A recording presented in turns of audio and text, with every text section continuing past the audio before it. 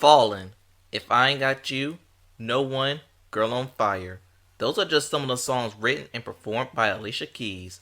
Alicia Keys is an R&B artist who reigned supreme throughout the 2000s thanks to her originality. Today I want to go through Alicia Keys' journey and go through her discography. So without further ado, this is the story of Alicia Keys. Before we begin, if you want to see music bios or more good videos like this, hit the subscribe button. And without further ado, on to our feature presentation.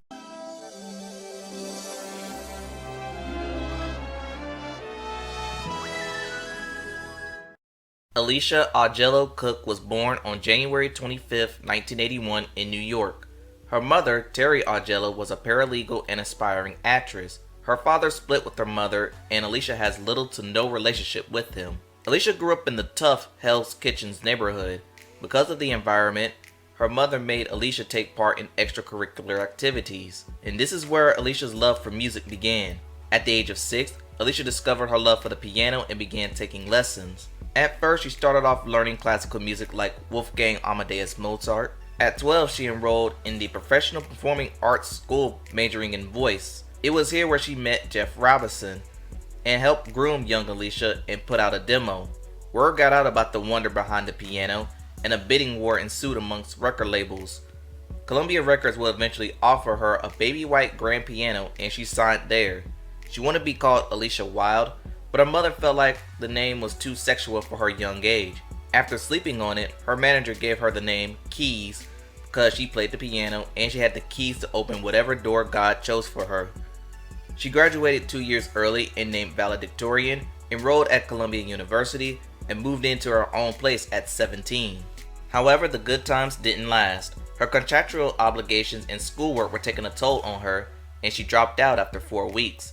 Then Columbia had a different vision for Keys. She wanted to have control over her music since she writes and produces her own works. Columbia didn't want that, as they want her to take the route of Britney Spears and Mariah Carey. When Columbia played songs that would be on her debut album, they disapproved. Columbia also wanted to control her image and told her to lose weight despite already being a thin natural beauty, and shorten her skirts to sell sex, but Keys wasn't with that as she was comfortable with her cornrows and jeans. Keys will ask for a release from Columbia, but you know how those things go. So she started to affiliate herself with Clive Davis, who was running Arista. He liked what he heard and was aware of her situation from Columbia, so he bought her out of her contract. Then more problems arose when Clive was forced out of Arista. He founded J Records shortly after and took Keys with him. Since Alicia Keys' debut album was already done, he started making plans to release her debut album. I keep on falling. In 2001, she released her debut single, Fallin. Written and produced by Keys, the song highlights the ins and outs of a relationship. Fallin went straight to #1 on both the R&B and the Hot 100, spending 6 non-consecutive weeks on the top. Fallin will also become the #2 song on the 2001 year-end list, only trailing Hanging by a Moment. The success of Fallin led Keys to release her debut album called Songs in A Minor. Her follow-up single was A Woman's Worth, and that song peaked in the top 10 on both the R&B and the pop charts. 'Cause a real man knows a real woman when he sees her. Songs in A Minor was a critical and commercial success, going 7 times platinum. At the Grammys, she was nominated 6 times, winning 5, which included Best Female Vocal Performance, Best R&B Song, both for Fallin, Best R&B Album, Best New Artist, and Song of the Year, again for Fallin. The only award she lost that night was Record of the Year, and If You Care, U2 won it. And in 2022, Songs in A Minor was placed in the Library of Congress. In 2002, she teamed up with Eve on the song Gangsta Lovin, and that song peaked on #2 on the Billboard Hot 100, giving Eve her highest charting single. That same year, she lent her pen on Christina Aguilera's album Stripped on the song Impossible, where she also provided background vocals. In 2003, she released her follow-up album, The Diary of Alicia Keys. While Keys still managed the songwriting and productions, she got contributions from a rising Kanye West, Timberland, Easy Moby, and others. The lead-off single was You Don't Know My Name, which peaked at #3 on the Billboard Hot 100 and #1 on the R&B charts. You don't know my name.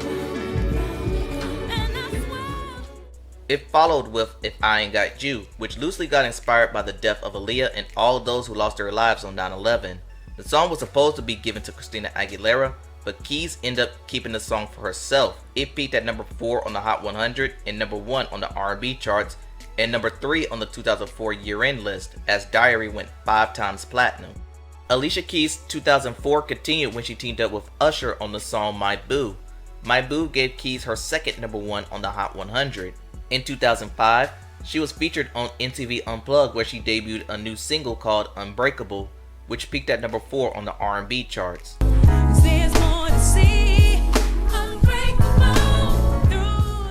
Then she'll get involved in acting. First, she landed a voice acting role on the Backyardigans episode Mission to Mars. Then, tragedy struck when her grandmother passed away. With her family bugging her, she decided to flee to Egypt for 3 weeks to reset her mind. Once her vacation ended, she made her film debut smoking aces opposite Ben Affleck and Andy Garcia. Shortly after, she took part in another film called The Nanny's Diaries with Scarlett Johansson and Chris Evans. Both films were moderately successful. In November 2007, she released her third album, As I Am. The lead-off single, No One, went to number 1 on the Billboard Hot 100, giving her her third number 1 hit. Other songs included Like You Never See Me Again, Kiss me like you'll never see me again. Every time Teenage Love Affair, it's my first meeting love. and Superwoman, as the album went 4 times platinum. 'Cause I am a superwoman.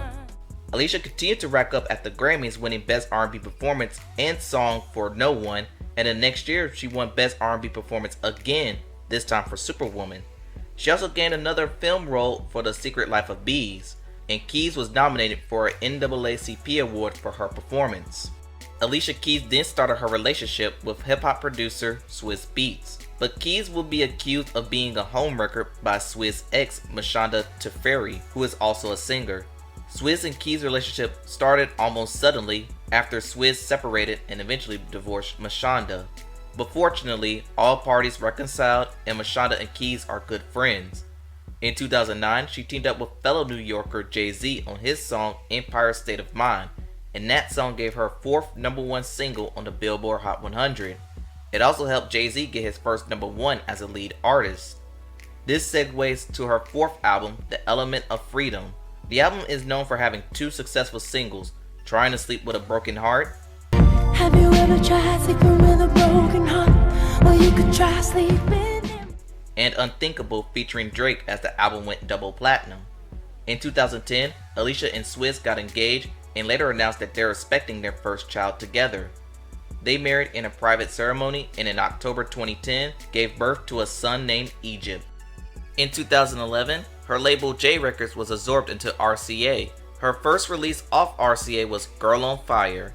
The titular song gained its inspiration from her new husband and son and would later be remixed by Nicki Minaj. Girl on Fire peaked at number 11 on the Hot 100. She's just a girl and she's on fire. Even though the album went platinum and won Best R&B Album at the Grammys, other songs failed to make noise. In 2014, she gave birth to her second son named Genesis. In 2016, she was announced as a vocal coach for The Voice.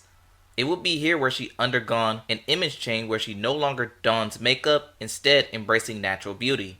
Later that same year, she released her 5th album, Here, which saw critical acclaim as it debuted at number 2 on the Billboard 200. The next year, she returned to The Voice, where her singer Chris Blue won that season. And fun fact, Chris Blue was the last audition for The Blinds, as everyone else had already filled their teams. In 2019, Keys hosted the 2019 Grammy Awards. First time a woman hosted the show in 14 years, and the first time an African American woman hosted the show since Whoopi Goldberg. During the show, she played 2 pianos at once, singing songs that she wished she wrote. Thanks to her phenomenal job hosting, she received a Primetime Emmy nomination for Outstanding Variety Special. Also that same year, she received her star on the Hollywood Walk of Fame. At the 2019 iHeartRadio Music Awards, she had a proud mama moment when she brought her son out and he joined her on the piano. Today he tours with his mother and is labeled a piano protege. Thanks to her phenomenal job hosting, she was asked to host again the next year. First woman to host consecutive Grammys since Rosie O'Donnell. Sadly, that award show took place on the same day Kobe, Gianna, and many others lost their lives in a helicopter crash. In 2020, she released her self-titled 7th album. The album was headlined by the song Underdog, which peaked at number 69 on the Billboard Hot 100. Goes out to the underdog. Keep on keeping it what you love and you'll find. The song also saw it nominated for Best R&B Video at the 2020 VMAs, and this entered her name in the Guinness World Record books for most nomination for said category, more than Beyonce. Today, most of Alicia Keys' works involves collaborations and is viewed today as one of the most influential artists of all time. And that concludes the story of Alicia Keys. Tell me what y'all think in the comments below. Please like, comment, and subscribe to the channel. Thanks for watching, and I'll see you next time.